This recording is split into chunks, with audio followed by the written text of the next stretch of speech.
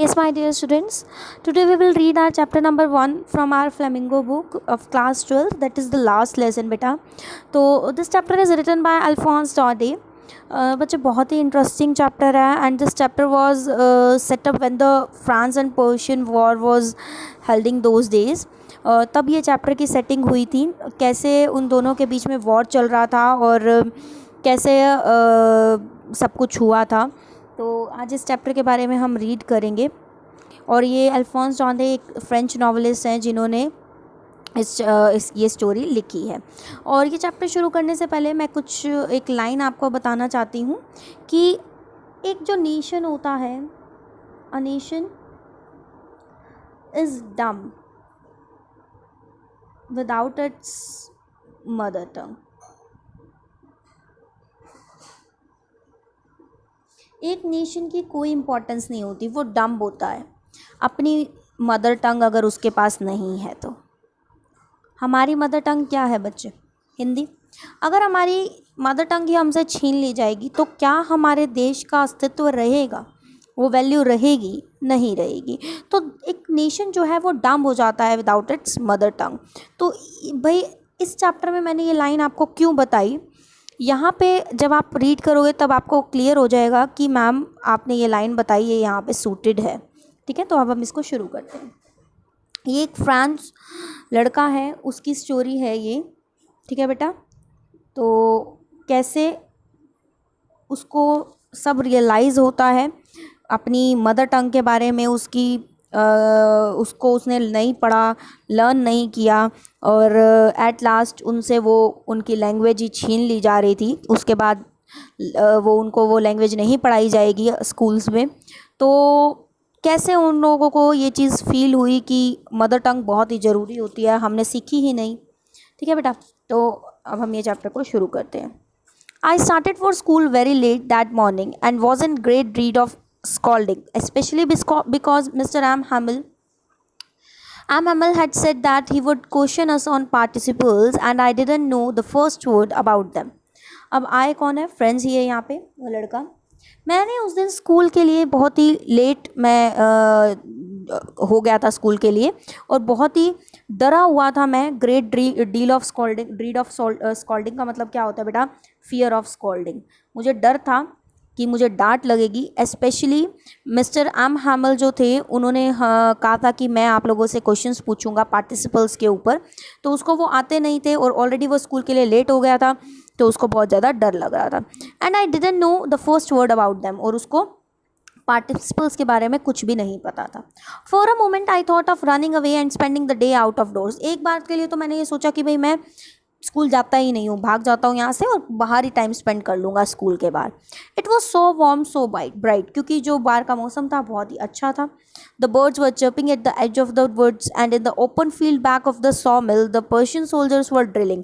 क्योंकि जो बर्ड्स थे वो वुड के एज पे बैठ के चर्पिंग कर रहे थे और जो पर्शियन सोल्जर्स थे वो क्या कर रहे थे? ड्रिलिंग कर रहे थे फील्ड में. सॉ मिल की फील्ड में क्या कर रहे थे? ड्रिलिंग कर रहे थे. ठीक है, सॉ मिल फैक्ट्री जहाँ पे वुड्स की कटिंग होती है. ठीक है बेटा, वो ड्रिलिंग कर रहे थे वहाँ पे. It was all much more tempting than the rule of participles but I had the strength to resist and hurried off to school. ये सारी चीज़ें मुझे ज़्यादा टेम्पटिंग लग रही थी. किसके बजाय? पार्टिसिपल्स के रूल्स के बजाय. पार्टिसिपल्स के रूल्स के कंपैरेटिवली ये सारी चीज़ें मुझे ल्योर कर रही थी, अट्रैक्ट कर रही थी अपनी तरफ. लेकिन फिर भी मैंने अपने आप को रोका, अपने आप को कंट्रोल किया और मैं कहाँ की तरफ निकल गया? स्कूल की तरफ भागता हुआ चला गया. When I passed the town hall, there was a crowd in front of the bulletin board. जब मैं टाउन हॉल के थ्रू पास कर रहा था, हॉल यहाँ से पास कर रहा था वो, तो उसने देखा बुलेटिन बोर्ड के अराउंड एक बोर्ड, बुलेटिन बोर्ड होता है बोर्ड बच्चे जहाँ पे ना सारी न्यूज़ लिखी हुई होती है, वॉर्स के बारे में, कुछ बैटल्स के बारे में, सारी न्यूज़ जो लिखी हुई होती हैं, जो भी बाहर से आती हैं लेटेस्ट न्यूज़, वो वहाँ पे लिख दी जाती थी. तो उस बोर्ड के पास बहुत ही भीड़ इकट्ठी हुई थी. For the last 2 years, all our bad news had come from there. और लास्ट 2 ईयर से सारी बैड न्यूज़ ही वहाँ से आ रही थी. लॉस्ट बैटल्स के बारे में, ड्राफ्ट्स के बारे में और ऑर्डर्स, कमांडिंग ऑफिसर्स की जो ऑर्डर्स थे वो उसी के ऊपर लिखे हुए आ रहे थे. तो काफ़ी मुझे लग रहा था कि पता नहीं अब क्या न्यूज़ आई होगी.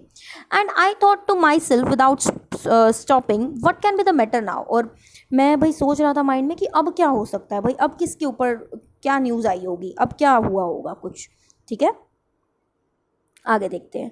Then as I hurried by as fast as I could go, the blacksmith Wachter who was there with his apprentice reading the bulletin called after me, don't go so fast bub, you will get to your school in plenty of time. अब भाई क्या, अब जब मैं भागता हुआ जा रहा था वहाँ पे कौन मिला मुझे, एक ब्लैक स्मिथ मिला, ठीक है, जिसका नाम था वॉक्टर। उसने वो अपने अप्रेंटाइज अपने ट्रेनी के साथ वहाँ पे खड़ा हुआ था, बुलेटिन बोर्ड से वो न्यूज़ रीड कर रहा था। उसने मुझे बुलाया और उसने मुझे क्या कहा, जल्दी मत भागो बच्चे, ज़्यादा तेज़ मत भागो, अभी तो बहुत सारा टाइम पड़ा है स्कूल पहुँचने के लिए। जस्ट एज़ कि वो मुझे क्या कर रहा हूँ, टॉन्ट कर रहा हूँ कि बहुत टाइम पड़ा है, आराम से पहुंच जाओगे तुम स्कूल, जल्दी भागने की क्या ज़रूरत है। I thought he was making fun of me, और मुझे लगा कि वो मेरा मजाक उड़ा रहा है। ठीक है, and reached M Hamel's little garden out all out of my breath, और मैं फटाफट से एम हैमल के लिटिल गार्डन में पहुंचा, सांस लेते हुए, मतलब भागते भागते जैसे सांस चढ़ जाती है ना, सेम उसी तरह से सॉरी, गार्डन होता है, गार्डन यहाँ पे एम एम एल का गार्डन है और वहीं पे ही स्कूल है उसका, और उसी के ऊपर ही उनका रेजिडेंस है। ठीक है बेटा, तो वहाँ पे पहुँच गया। Usually, when school began, there was a great hustle bustle which could be heard out in the street, the opening and closing of desks, lessons repeated in unison, very loud with our hands over our ears to understand better, and the teacher's great ruler rapping on the table. Usually क्या हुआ करता था जब school शुरू होता था तो क्या हुआ करता था, बहुत ही शोर शराबा हुआ करता था स्कूल में। ठीक है, हसल बसल हुई करती थी, कन्फ्यूज़न, बसल का मतलब क्या होता है, a lot of noise। कैसे भाई, क्या हुआ करता था, जो कि आपको स्ट्रीट तक सुनाई देता था, क्या क्या किस किस की आवाज़ें आती थी, opening and closing of desk की, बच्चे आपस में एक साथ यूनिसन होता है, एक साथ मिलके सेम टाइम पे लेसन रिपीट कर रहे होते थे, और हम एक अपने अपने कानों पे हाथ रख लिया करते थे ताकि हमें अच्छे से समझ में आए, क्योंकि सबकी आवाज़ें रिपीट होती थी, और टीचर क्या कर रहे होते थे, टेबल पे रूलर को ऐसे मार रहे होते थे, तो ये सारी आवाज़ें सुनी जा सकती थी। लेकिन उस दिन क्या था, but now it was all so still, लेकिन उस दिन सब कुछ क्या था, बिल्कुल शांत था। I had counted on the commotion to get to my desk without being seen. अब भाई मैंने क्या किया, मैं तो किसके ऊपर डिपेंड था, काउंटेड ऑन द कमोशन का मतलब क्या होता है, कमोशन होता है नॉइस और कन्फ्यूजन, नॉइस एंड कन्फ्यूजन। मैं तो भाई उन्हीं के ऊपर डिपेंड था कि भाई मैं इस नॉइस और कन्फ्यूजन में से निकलता हुआ चला जाऊंगा और मुझे कोई भी नोट नहीं करेगा। लेकिन उस दिन तो क्या था, उस दिन तो सब कुछ उल्टा ही हुआ था, बिल्कुल शांति थी। ठीक है, मैं आराम से अपने डेस्क पे चला जाऊंगा, मैंने सोचा मैं नॉइस और इतनी कन्फ्यूजन होएगी, आराम से मैं अपने डेस्क पे चला जाऊंगा और मुझे कोई भी नहीं देखेगा। Okay, but of course that day, हाँ, but of course that day everything had been so quite as Sunday morning, लेकिन उस दिन सब ऐसा शांत था जैसे कि एक संडे मॉर्निंग की तरह। Through the window I saw my classmates already in their places and M Hamel walking up and down with his terrible iron ruler under his arm. तो मैंने जब विंडो से देखा तो मैंने देखा तो मेरे सारे क्लासमेट्स ऑलरेडी अपनी जगहों पे थे, और मिस्टर एम हैमल ऐसे आगे पीछे घूम रहे थे, अपना टेरिबल भयानक आयरन रूलर अपनी आर्म के नीचे लिए हुए। ठीक है, I had to open the door and go in before everybody. अब मुझे तो भाई दरवाज़ा तो खोलना था और सबके सामने आना था।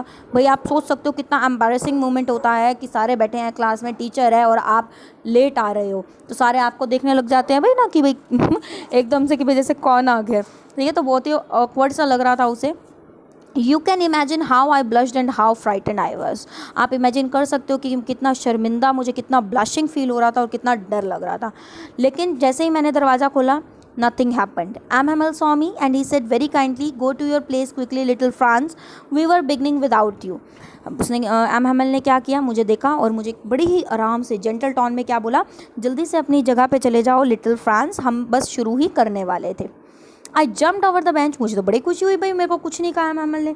मैं फटाफट से अपने बेंच के ऊपर बैठा and sat down at my desk. Not till then when I had got a little over my fright did I see that our teacher had on his beautiful green coat, his frilled shirt and the little black silk cap all embroidered that he never wore except on inspection and prize days। अब भाई जैसे ही मैं अपनी seat पे बैठा और एक मतलब मेरा थोड़ा सा डर ख़त्म हुआ, तो मैंने क्या नोट किया, मेरे जो टीचर थे उन्होंने एक बहुत ही सुंदर सा ग्रीन कलर का कोट पहना हुआ है, फ्रिल्ड शर्ट पहनी हुई है, फ्रिल्ड वाली शर्ट पहनी हुई है, लिटिल ब्लैक सिल्क कैप पहनी हुई है, ये आप देख रहे हो, और जो कि एम्ब्रॉयड्रीड है, जो कि वो कभी भी नहीं पहनते, सिर्फ कब पहनते थे, इंस्पेक्शन के दिनों में और जब प्राइस डिस्ट्रीब्यूशन हुआ करता था तब पहना करते थे। तो आज उन्होंने ये ड्रेसिंग कर रखी थी, इस ड्रेस में वो स्कूल आए हुए थे। तो मुझे ये देख के बड़ी हैरानी हुई कि क्या बात है कि सर आज इस मतलब ऐसे रेडी होके आए हैं स्कूल में। Besides, the whole school seemed so strange and solemn. But the thing that surprised me most was to see on the back benches that were always empty, the village people sitting quietly like ourselves. अब भाई क्या हुआ, पूरा school उस दिन क्या लग रहा था, बहुत ही सॉलम, बहुत ही सीरियस, स्ट्रेंज, अजीब सा, बहुत अलग ही लग रहा था। लेकिन सबसे ज़्यादा ऐसी कौन सी चीज़ थी जो मुझे देख के मुझे सरप्राइज़ हुआ, क्या देखा मैंने कि बैक बेंचेस जो थे वो भी ऑक्यूपाई थे, जो हमेशा एम्प्टी रहा करते थे, खाली रहा करते थे। उन बेंचेस पे भी कौन बैठा हुआ था, विलेज के लोग बैठे हुए थे, बिल्कुल आराम से, जैसे हम बैठे हुए थे ना हमारी तरह, वो भी विलेज के लोग भी वो बैक बेंचेस को ऑक्यूपाई करके बैठे हुए थे। उनमें कौन कौन था, ओल्ड हाउसर था विद हिज 3 कॉर्नर है, जिसने 3 कॉर्नर वाली हैट पहनी हुई थी। हाउसर एक सरनेम होता है, वो बैठा हुआ था, एक अच्छे पोस्ट वाला बंदा है ये, ठीक है, वो बैठा हुआ था।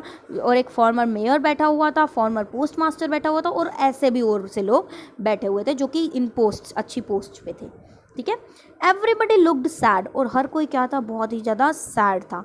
And Hauser had bought an old primer thumbed at the edge and he held it open on his knees with his great spectacles lying across the pages. अब भाई हॉसर जो था वो क्या लाया हुआ था, एक ओल्ड प्राइमर लाया हुआ था। ओल्ड प्राइमर क्या होता है बेटा, ओल्ड प्राइमर है हमारी एक बुक, लगा लो, बेसिक्स की होती है, जैसे हमारी बेसिक्स अल्फ़ाबेट की होती है ना, तो वो प्राइमर उनका वहाँ पे बोला जाता है। प्राइमर क्या है, ओल्ड बुक, बेसिक्स बुक क्या है, बेसिक्स की होती है, ठीक है, बेसिक रीडर किसी भी लैंग्वेज की, ठीक है। वो उसके हाथ में क्या थी, ओल्ड प्राइमर थी। थम्ड एट द एज, जो कि क्या हुई थी, मुड़ी हुई थी एज से, जैसे उसके पेजेस जैसे पुराने हो रखे थे। एंड ही हेल्ड, उसने अपनी नीज पे उसको खोल के रखा हुआ था, और उसके ऊपर क्या पड़े हुए थे, पेजेस के ऊपर उसका स्पेक्टिकल्स खुले हुए पड़े हुए थे, ठीक है। While I was wondering about all that, M. Hamel mounted his chair and in the same grave and gentle tone which he had used to me said, "My children, this is the last lesson I shall give you." अब भाई मैं अभी इन सब चीज़ों के बारे में सोच ही रहा था, वंडर ही कर रहा था, इतने में M Hamel mounted his chair, उन्होंने अपनी चेयर पे बैठ गए, और उन्होंने वही अपनी ग्रेव और जेंटल टोन में क्या बोला, माय डियर चिल्ड्रन, ये आज आपका लास्ट लेसन है जो मैं आपको दूंगा, ठीक है। The order had come from Berlin to teach only German in the schools of Alsace and Lorraine, क्योंकि बर्लिन से ऑर्डर आया है कि आज से आपको क्या पढ़ाया जाएगा, एल्सिक और लॉरेन के स्कूल्स में सिर्फ क्या पढ़ाया जाएगा, जर्मन ही पढ़ाया जाएगा, और आपको फ्रेंच लैंग्वेज नहीं पढ़ाई जाएगी। कौन सी लैंग्वेज पढ़ाई जाएगी, जर्मन पढ़ाई जाएगी, ठीक है। तो ये उनके स्कूल हैं, एल्सिक एंड लॉरेन के स्कूल्स में सिर्फ क्या पढ़ाया जाएगा, जर्मन पढ़ाया जाएगा। कहाँ से ऑर्डर आया था, बर्लिन से ऑर्डर आया था, मोस्ट इंपॉर्टेंट है, इसको ध्यान रखना। The new master comes tomorrow, कल तुम्हारा एक नए सर आ जाएंगे, नए मास्टर आ जाएंगे। And this is your last French lesson, और ये आज तुम्हारा लास्ट फ्रेंच लेसन है। I want you to be very attentive, मैं चाहता हूँ कि आप लोग सभी अटेंटिवली मेरी इसको सुनो, ठीक है बेटा। What a thunderclap these words to me, very very important line जो कि क्वेश्चंस में पूछी जाती है। ये वर्ड्स मेरे मुंह पे जैसे एकदम से जैसे चपेट मार गए, ये वर्ड्स एकदम से शॉकिंग वर्ड्स थे मेरे लिए। जब मैंने ये सुना कि ये हमारा लास्ट लेसन है, आज के बाद हमें फ्रेंच नहीं पढ़ाई जाएगी, जर्मन पढ़ाई जाएगी, बर्लिन से ऑर्डर आया है कि एल्सिक और लॉरेन स्कूल्स में फ्रेंच ना पढ़ा के अब आज से क्या पढ़ाया जाएगा, जर्मन पढ़ाई जाएगी, तो ये वर्ड्स मेरे मुंह पे एकदम चपाट की तरह, स्लैप की तरह लगे, ठीक है, शॉकिंग वर्ड्स थे। आगे देखिए, O the wretches, that was what they had put up at the town hall. O poor, वो यही पढ़ रहे थे जो जब मैं टाउन हॉल से आ रहा था। कितनी अनफॉर्चुनेट हैपनिंग है, जब मैं टाउन हॉल से आ रहा था बुलेटिन बोर्ड पे जो न्यूज़ लगी हुई थी, तो यही न्यूज़ थी वो। माई लास्ट फ्रेंच लेसन, मेरा आखिरी French lesson. Why, I hardly knew how to write, अभी तो मुझे लिखना भी नहीं आया है ढंग से French. I should never learn any more, अब आज से मुझे नहीं सिखाया जाएगा ये French. I must stop there then, oh how sorry I was not learning my lessons. अब मुझे कितना सॉरी फील हो रहा था कि मैंने अपने लेसन्स को लर्न नहीं किया था। फॉर सीकिंग बर्ड्स एग, मैं बर्ड्स को देखता रहता था बाहर, ठीक है, विंडो से। और गोइंग स्लाइडिंग ऑन द सार, और मैं कहाँ चला जाता था, सार इज़ अ रिवर है, वहाँ पे चला जाया करता था मैं देखने के लिए, इंजॉय करने के लिए, स्लाइड करने के लिए, ठीक है, प्लेइंग करने के लिए रिवर के पास। ठीक है, तो मैं क्या क्या करता था अपने लेसन्स को स्किप करने के लिए। My books that had seemed such a nuisance a while ago, so heavy to carry. My grammar and my history of saints were old friends now that I couldn't give up. मेरी books जो कि अभी मुझे थोड़ी देर पहले क्या लग रही थी, बहुत ही बोझ लग रही थी, एक न्यूसेंस लग रही थी मुझे, ठीक है, जो मुझे बहुत ही हैवी लग रही थी कैरी करने के लिए, मेरी ग्रामर की बुक, मेरी हिस्ट्री की बुक सेंट्स के बारे में, अब मुझे क्या लग रही थी, मेरे ओल्ड फ्रेंड्स लग रही थी जिनको मैं गिव अप नहीं कर सकता। ठीक है, तो अब देखो उसकी फीलिंग्स एकदम से चेंज हो गई। And M Hamel too, the idea that he was going away, that I should never see him again, made me forget all about his rulers and how cranky he was. और मेरे M हैमल sir, जिनको जो मुझे अब ये सुनाई दिया था कि अब आज के बाद वो हमें नहीं पढ़ाएंगे, यहाँ से चले जाएंगे, मैं उनको आज के बाद नहीं देख पाऊँगा, ये सब चीज़ें सुन के मेरे को उनके जो रूलर के जो जो मारते थे, या रूलर से जो मुझे उनके लिए डर था, वो सारा का सारा मेरा एकदम से गायब हो गया। मतलब मुझे वो अब अच्छे लगने लग गए। वो कितने क्रैंकी थे, मतलब कितने ज़्यादा रूड थे, कितने ज़्यादा सबन थे, वो सब चीज़ें मैं भूल गया एकदम से। ठीक है बेटा, जो अब उसकी जो फीलिंग थी वो एकदम से चेंज हो गई कि उनको उसको अब जो वो एम हैमल क्रैंकी थे, इतने शॉर्ट टेम्पर थे, स्ट्रेंज थे, वो अब उसको वैसे नहीं लग रहे थे। ठीक है बेटा, क्लियर हो गई बात, आगे देखते हैं क्या हुआ। Poor man, it was in honor of this last lesson that he had put on his fine Sunday clothes. बेचारे एम हैमल सर, इसी वजह से ये लास्ट लेसन की ऑनर, मतलब इसको देने की वजह से ही आज वो अपने इतने सुंदर फाइन संडे फाइन क्लोथ्स पहन के आए हैं। नाउ आई अंडरस्टूड, अब मुझे समझ में आया कि ये विलेज के लोग पीछे की सीट्स को क्यों ऑक्यूपाई करके बैठे हुए हैं। It was because they were sorry, ये इसलिए बैठे हैं क्योंकि वो भी सॉरी फील कर रहे हैं that they had not gone to school more, कि वो स्कूल में नहीं पढ़ पाए थे, वो स्कूल में अपना ढंग से ध्यान नहीं देते थे। इंपॉर्टेंट लाइंस है बेटा, बहुत बहुत इंपॉर्टेंट लाइंस हैं, इनको ध्यान से समझना। तो वो भी सॉरी फील कर रहे थे। It was their way of thanking our master, वो इसलिए स्कूल आए थे, वो भी अपने मास्टर को, हमारे मास्टर को थैंक करना चाहते थे कि उन्होंने अपनी 40 ईयर्स की फेथफुल सर्विस हम लोगों को दी। 40 साल से वो बड़ी फेथफुली स्कूल में पढ़ा रहे थे। और showing their respect for the country that was theirs no more, और अब रिस्पेक्ट दिखाने के लिए आए थे कंट्री के लिए, जो कि अब उनकी नहीं रहेगी। ठीक है बच्चे, क्लियर हो गई, बहुत इंपॉर्टेंट है ये लाइन्स। आगे देखते हैं। While I was thinking of all this I heard my name called, जब मैं इन सब चीज़ों के बारे में सोच ही रहा था तो मुझे मेरे नाम सुनाई दिया कि मेरा नाम बुलाया है। It was my turn to recite, अब मेरी टर्न थी पार्टिसिपल सुनाने की। What would I not have given to be able to say that dreadful rule for the participles, although very loud and clear and without one mistake। अब मुझे क्या करना था, वो पार्टिसिपल्स के रूल्स को, भयानक रूल्स को क्लास में बताना था, लाउड और क्लियरली, बिना किसी मिस्टेक के साथ। But I got mixed up on the first words and stood there, लेकिन मैंने सोचा था मैं बोलूँगा, लेकिन मैं वहीं पर ही कन्फ्यूज़ हो गया, वहीं पे खड़ा रहा। Holding on to my desk, अपने डेस्क पे खड़ा रहा। मेरा जो हार्ट था वो बीट कर रहा था, बड़ी तेज तेज धक धक कर रहा था, और मेरी हिम्मत नहीं हुई कि मैं अपने सर के साथ आई कांटेक्ट कर सकूं, ऊपर देख सकूं।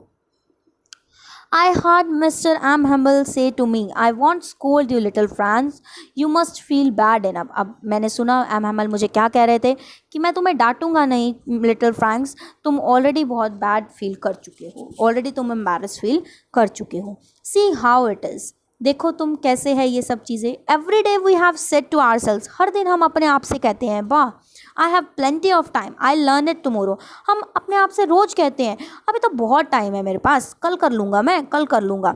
And now you see where we have come out, अब तुम देख सकते हो कि हम कहाँ पहुँच गए हैं, कि अब कल से तो हमारे ये लेसन्स होंगे ही नहीं, कल से हमें ये फ्रेंड्स सीखने को मिलेगी ही नहीं।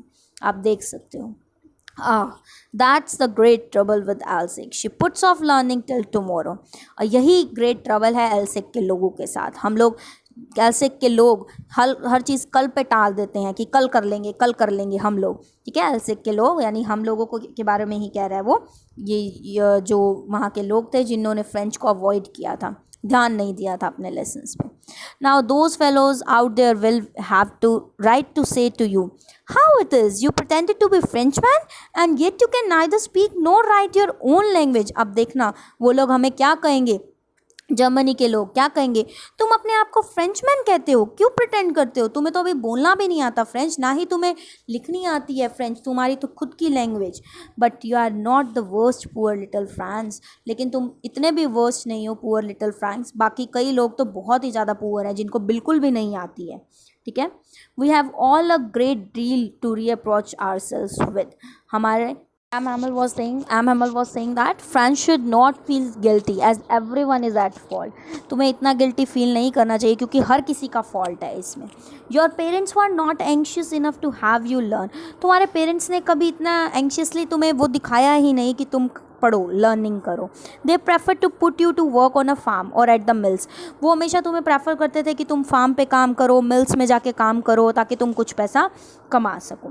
एंड और मैं अगर अपनी बात करूँ, या तो तुम्हारे पेरेंट्स की बात होगी, तुम्हारे पेरेंट्स ने भी सही से एफर्ट्स नहीं दिखाया, और दूसरी तरफ मैं अगर अपनी बात करूँ, I have been blame also, मेरे ऊपर भी उतना ही ब्लेम है।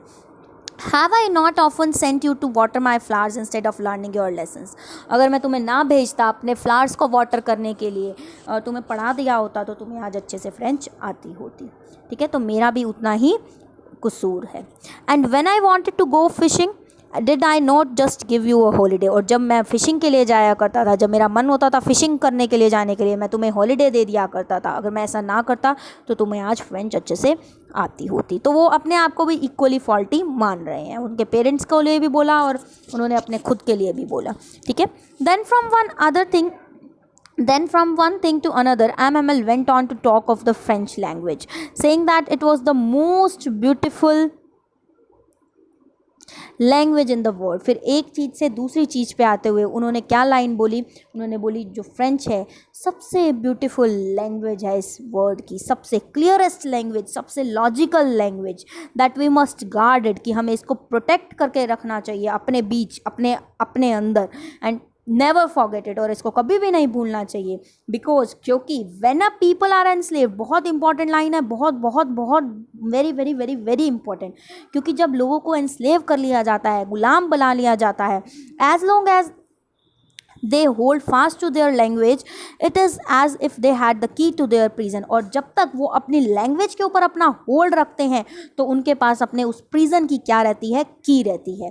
समझ में आई ना। तो मतलब क्या क्या क्या कहने का मतलब है उनका कहने का ये मतलब है कि अगर हम अपनी लैंग्वेज के ऊपर अपना होल्ड रखते हैं तो हमारी एक आइडेंटिटी बनी रहती है। हमें उन लोगों को पता रहता है कि भाई ये उस नेशन से हैं, ये लोग भारतीय, जैसे अगर मान लो हम हिंदी हैं, हम हिंदी कहते हैं ना कि हम हिंदी हैं, हम हिंदी बोलते हैं तभी तो हम भारतीय हैं, हम हिंदी हैं। और अगर हमें मान लो ब्रिटिश रूल आ जाता, ब्रिटिश लोग हमारे ऊपर अपना वो कर लेते, हमें एनस्लेव्ड कर लेते और हम लोग उनकी भाषा सीख जाते, हमें आज हिंदी ना आती, तो कोई कह सकता था कि एक टाइम पे हम भारतीय थे? नहीं कह सकते, हम हिंदी लोग ना कहलाते। तो जब हमें अपनी लैंग्वेज आती है हिंदी तो हम कह सकते हैं ना कि हम भारतीय हैं, लोग भी कह सकते हैं कि हाँ इनका एक अस्तित्व है, ठीक है। तो वो यही कहना चाह रहा है, what he tells to the class, he tells to the class to guard their language as it is the only way, क्योंकि यही एक तरीका है to free oneself from the prison of slavery के प्रिजन से अपने आप को फ्री कराने का, ठीक है बेटा। If a person knows his mother tongue, if कोई भी पर्सन अगर अपनी मदर टंग को जानता है तो no one can enslave you, कोई भी उसको एनस्लेव नहीं कर सकता, बंदी नहीं बना सकता। Knowing the mother tongue well as a language is a tool to fight domination, अपनी मदर टंग को जानना, अच्छी तरह से उसको पहचानना ही एक टूल बन जाता है डोमिनेशन के खिलाफ लड़ने का, ठीक है बेटा। समझ में आ गई, ये क्वेश्चन आता है पेपर में। Then he open the grammar and read us our lesson, फिर उन्होंने ग्रामर बुक खोली और लेसन पढ़ना शुरू किया। I was amaze to see how well I understood it, और मुझे बड़ी हैरानी हुई कि मुझे कितने अच्छे से समझ आ रहा है। All he said seemed so easy, जो वो पढ़ा रहे थे वो कितना ईजी था। I think too that I had never listen so carefully and that he had never explained everything with much patience. मुझे ऐसा लग रहा था शायद मैंने आज से पहले उनको इतने अच्छे से सुना ही नहीं, और शायद उन्होंने भी आज से पहले इतने अच्छे तरीके से इतने पेशेंस के साथ एक्सप्लेन किया ही नहीं। It seemed almost as if the poor man wanted to give us all he knew before going away and to put it all in our heads at one stroke. ऐसा लग रहा था वो बेचारे इंसान, कौन, एम हैमल, सब की सब चीज़ें आज ही हमारे माइंड में डाल देना चाहते हैं, एक ही स्ट्रोक में, एक ही बारे में सब कुछ हमें सिखाना चाहते हैं। After the grammar we had a lesson in writing. Grammar के बाद हमारा राइटिंग का लेसन हुआ। That day M Hamel had new copies for us. उस दिन वो एम हैमल हमारे लिए नई कॉपीज़ लेके आए हुए थे। Written in a beautiful round hand, जिसके ऊपर बड़े ही ब्यूटिफुली राउंड हैंड मतलब कर्सिव राइटिंग में लिखा हुआ था France Alsace, France Alsace. They look like, वो कैसे लग रहा था, ये जो लिखा हुआ था लग रहा था वो छोटी छोटी कॉपीज ऐसे लग रही थी जैसे कि लिटिल फ्लैग्स हैं जो कि हमारे स्कूल रूम में एवरीवेयर फ्लोट कर रहे हैं। ठीक है। हंग फ्रॉम द रोड और at the top of our desk, जो कि कहाँ से, रॉड से, बिल्कुल एज से, बिल्कुल डेस्क के टॉप पे वो फ्लोट कर रहे हैं। You ought to have seen how everyone set to work and how quiet it was. आप सोच सकते हैं, देख सकते हैं कि हर कोई कैसे काम करने में जुट गया है और कितनी शांति थी उस टाइम क्लास के अंदर। The only sound was the scratching of the pen. सिर्फ किसकी साउंड आ रही थी, पेन्स की स्क्रैचिंग की साउंड आ रही थी, जो पेपर के ऊपर लिखा जा रहा था उसकी स्क्रैचिंग की साउंड आ रही थी। वन सम बीटल्स फ्लू इन। अब एक बार तो क्या हुआ, जब हम ये पढ़ रहे थे बिल्कुल ध्यान से, कुछ इंसेक्ट्स, बीटल्स अंदर आ गई, फ्लाइज अंदर आ गई, लेकिन किसी ने भी उसकी तरफ ध्यान दिया ही नहीं। Even not even the little ones who worked right on tracing their fish hooks as if that was the French too. Even जो छोटे बच्चे थे उन्होंने भी उसके ऊपर ध्यान नहीं दिया। जो क्या कर रहे थे, फिश वो जो वर्ड्स थे ना उनको ट्रेस कर रहे थे, देख देख के लिख रहे थे फिश हुक्स की तरह, छोटे छोटे। ठीक है, जैसे कि वो भी फ्रेंच लिख रहे हो। On the roof the pigeons could very low. अब रूफ के ऊपर एक पीजन मतलब पीजन्स बैठे हुए थे, वो भी अपनी लो वॉइस में कूक कूक कर रहे थे। I thought to myself, और जब मेरा ध्यान उन पे गया तो मैंने अपने आप से सोचा, क्या सोचा, will they make them sing in German even the pigeons. क्या वो पीजन्स को भी जर्मनी बोलना, जर्मन बोलना सिखाएंगे? जर्मन लोग, जर्मनी के लोग क्या इनको भी बोलना सिखा देंगे क्या? इनकी लैंग्वेज भी चेंज कर देंगे? ठीक है। Whenever I looked up from my writing, I saw M. Hamel sitting motionless in his chair and gazing first at one thing, then at the other, as if he wanted to fix in his mind just how everything looked in that little school room. अब भाई जब मैंने अपनी notebook से ऊपर देखा तो मैंने क्या देखा, एम हैमल बिल्कुल मोशनलेस अपनी चेयर के ऊपर बैठे हुए थे और हर चीज़ को बड़े ध्यान से देख रहे थे, जैसे कि वो अपने आँखों में अपने अंदर उसको समाना चाह रहे हो सारी चीज़ों को, क्योंकि उनको वहाँ से अब जाना था। Fancy for 40 years he had been there in the same place. 40 साल से वो उसी जगह पे थे। अपना उनका बाहर गार्डन था, outside the window and his class, और उसके सामने उनकी क्लास थी जहाँ पे वो पढ़ाया करते थे।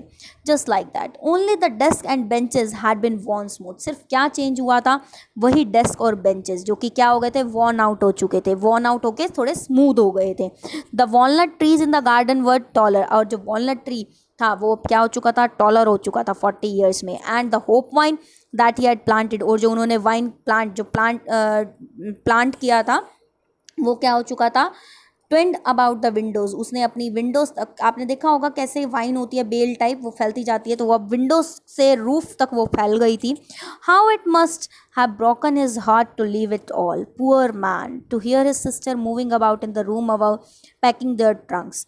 कितना उनका दिल टूट रहा होगा जब बेचारे पुअर मैन, जब वो सुन रहे थे ऊपर उनकी सिस्टर क्या पैक कर रही थी, उनके कपड़े पैक कर रही थी, उनका सामान बांध रही थी। तो ऊपर ही मैंने कहा था ना उनका रेजिडेंस ऊपर ही था, तो वो जब सामान बांध रही थी नीचे आवाज़ आ रही थी, तो मैं समझ सकता हूँ कि उनका हार्ट कितना टूट रहा था अंदर से। For they must leave the country next day, क्योंकि उनको वो कंट्री अगले दिन छोड़ के जानी थी। But he had the courage to hear every lesson to the very last, लेकिन उनके अंदर इतना करेज था कि वो हर लेसन को लास्ट तक सुन रहे थे। After the writing we had a lesson in history, writing के बाद हमारा एक लेसन हिस्ट्री में हुआ। And then the babies started their ba bi bu वे, मतलब उन्होंने अपनी लैंग्वेज में छोटे छोटे वर्ड्स जो सीखते हैं बेबीज, उन्होंने वो चैंट करना शुरू कर दिए। Down there at the back of the room old Hauser had put on his spectacles and holding his primer in both hand spelled the letters with them. अब ओल्ड होसर जो पीछे बैठा हुआ था उसने भी स्पेल करना वर्ड्स को शुरू कर दिया। You could see that he too was crying, आप देख सकते हो कि वो भी रो रहा था old Hauser. His voice trembled with emotion, उसकी वॉइस मतलब जब वो बोल रहा था, वो रिसाइट कर रहा था वर्ड्स को, तो उसकी वॉइस क्या हो रही थी, ट्रैम्बल हो रही थी, काँप रही थी। ओल्ड था ना वो, और बहुत ही फ़नी लग रही थी, उसको सुनना बहुत ही फ़नी लग रहा था। That we all wanted to laugh and cry, हमें उसको सुन के हंसी भी आ रही थी और रोना भी आ रहा था। हंसी इसलिए आ रही थी क्योंकि उसकी आवाज़ फ़नी थी, रोना इसलिए आ रहा था क्योंकि वो भी अपना एक व्यक्त कर रहा था रिस्पेक्ट, क्योंकि कल से उनको फ्रेंच पढ़ने को नहीं मिलेगा। How well I remember it that last lesson, आज भी मुझे वो याद है, वो हमारा last lesson. All at once the church clock struck 12, अब चर्च क्लॉक ने 12 बजाए, मतलब उसमें 12 स्ट्रक हुआ। Then the angels at the same moment the trumpets of the Prussians returning from drill sounded under our windows, फिर उनके किसकी आवाज़ आने लग गई, ट्रम्पेट्स बीटिंग की आवाज़ आने लग गई, बिगुल बजने शुरू हो गए, और जो पर्शियंस थे वो ड्रिल से वापस आ रहे थे। हमने अपने विंडो से देखा। एम हेमल खड़े हो गए, बड़ा ही पेल फेस था उनका, अपनी चेयर से खड़े हुए वो। I never saw him look so tall, आज से पहले मैंने उनको कभी इतना टॉल, इतना बड़ा नहीं देखा। इतना बड़ा इसका मतलब ये नहीं है कि उनकी हाइट बड़ी हो गई, मतलब उनकी रिस्पेक्ट, एम हेमल की रिस्पेक्ट फ्रेंड्स की आंखों में बढ़ गई। ठीक है, माई फ्रेंड्स, खड़े हुए वो, और उन्होंने क्या बोला, said he I but something choked him, he couldn't go on, वो बोलना चाह रहे थे लेकिन उनका गला एकदम से चॉक्ड हो गया, वो आगे नहीं बोल पाए। मतलब इतने ज़्यादा सैड थे, बहुत ज़्यादा डेस्परेट, बहुत ज़्यादा, बहुत कहते हैं ना कि उनको अपना देश, अपना कंट्री छोड़ के जानी थी। ठीक है, तो बहुत ज़्यादा सैड थे वो। Then he turn to the blackboard, finally उन्होंने ब्लैक बोर्ड की तरफ फेस किया। Took a piece of chalk का पीस उठाया, and bearing on with all his might, और अपनी पूरी पावर के साथ जो कि उनके अंदर थी, उन्होंने क्या लिखा, जितना बड़ा वो लिख सकते थे उन्होंने लिखा बोर्ड के ऊपर। और क्या लिखा, we will love France, we will love France. ठीक है, लॉन्ग लिव फ्रांस, उन्होंने जितना बड़ा लिख सकते थे फ्रेंच लैंग्वेज में ये लिखा। Then he stopped and leaned his head against the wall, और वो रुक गए ये लिखने के बाद, और उन्होंने अपनी हेड को वॉल से वैसे लगा लिया, लीन्ड हो गए, एंड विदाउट अ वर्ड, और बिना कुछ वर्ड कहे, अपने हैंड मूवमेंट से, हैंड के जेस्चर से उन्होंने क्या बोला, ऐसे हाथ आगे करते हुए बोला, school is dismissed, you may go, school ख़त्म हो चुका है, आप लोग जा सकते हो। तो आपने बच्चे देखा कि कितना इमोशनल लास्ट में हो गया, कैसे लास्ट लेसन था, और कैसे सभी बच्चों ने अपनी फीलिंग को, अपनी पैट्रियाटिज़म वाली फीलिंग उनके अंदर जाग गई, कैसे उन्होंने दिखाया, व्यक्त किया, सभी ने, विलेजर्स ने, लोग वहाँ पे आए, पैट्रियाटिज़म की फीलिंग उनके अंदर जाग गई, है ना। और इस तरह से ये लास्ट लेसन उन्होंने अपना दिया एम हेमल ने। ठीक है बेटे, क्लियर हो गई बात आपको, ये चैप्टर क्लियर हो गया बच्चे, क्लियर हो गया है तो लाइक करना वीडियो को, शेयर करना और चैनल सब्सक्राइब करना। Thank you.